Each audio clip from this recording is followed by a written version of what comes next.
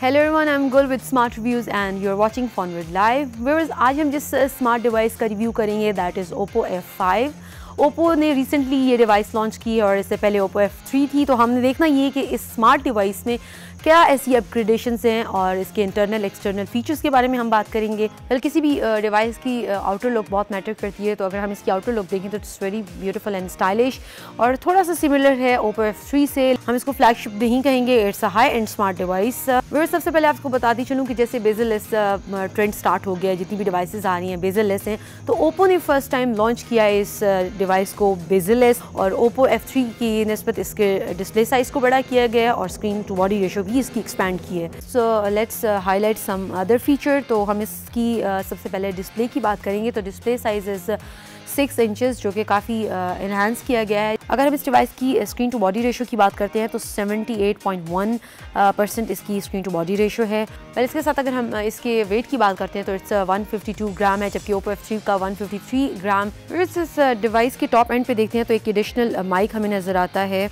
और अगर इस डिवाइस में हम देखें तो इसमें होम बटन नहीं है, जो कि Oppo F3 में होम बटन था, और जो कैपेसिटिव कीज़ हैं वो बिल्ट इन है। अगर इस डिवाइस के हम टॉप की बात करते हैं तो यहाँ हमें फ्रंट कैमरा नज़र आता है जो कि 20 मेगापिक्सल है। जैसे कि Oppo का हमेशा फोकस फ्रंट कैमरास पे होता है, सेल्फी एक्सपर्ट कहलाता है और कैमरा इनका बहुत ज़बरदस्त है। उसके साथ LED फ्लैश लाइट है और ईयर पीस आप देख सकते हैं।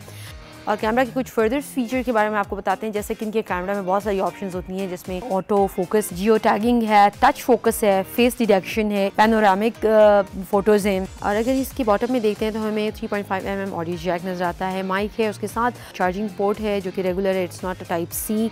और अगर साथ आप देखते हैं तो हमें स्पीकर्स नज़र आते हैं। अगर हम इस डिवाइस की राइट साइड पर देखते हैं तो हमें 2 नैनो स्लिम स्लॉट्स की ऑप्शन नज़र आती है। और सबसे बेस्ट बात है कि इस डिवाइस को ड्यूल सिम के साथ लॉन्च किया गया है। और इस डिवाइस की अगर लेफ्ट साइड पे देखते हैं तो हमें इसकी वॉल्यूम की नज़र आती है। अगर इसकी बैक साइड पे देखेंगे तो हमें इसका एज यूजुअल Oppo ब्रांडिंग नज़र आती है। उसके साथ हमें फिंगरप्रिंट सेंसर जो कि बैक साइड पे दिया गया है। टॉप पे हमें इसका rear camera with LED flash light और इसका रियर कैमरा 16 मेगापिक्सल है जो कि बहुत ज़बरदस्त है। वेल, इसके फ्रंट और बैक कैमरा में ये ऑप्शन दिया है, अगर आप बैकग्राउंड को ब्लर करके पिक्चर बनाना चाहते हैं तो आप वो भी बना सकते हैं। और नाइट में इनकी पिक्चर्स, सेल्फी हो या रियर कैमरा की पिक्चर्स, बहुत अच्छी क्वालिटी है। And now we highlight an important feature, that is battery, and it's a non-removable battery, 3200 mAh, same like Oppo F3. Well, अगर हम मेमोरी की बात करते हैं तो इसमें 2 वेरिएंट्स लॉन्च किए गए हैं। One variant with RAM 6GB and internal storage is 64, और दूसरे वेरिएंट की बात करें तो 4GB RAM and internal storage is 32GB, जो कि काफ़ी कम है, लेकिन आप उसको एक्सपैंड कर सकते हैं थ्रू माइक्रो SD स्लॉट जो कि डेडिकेटेड स्लॉट है, उसके थ्रू आप एक्सपैंड कर सकते हैं आप टू 256GB।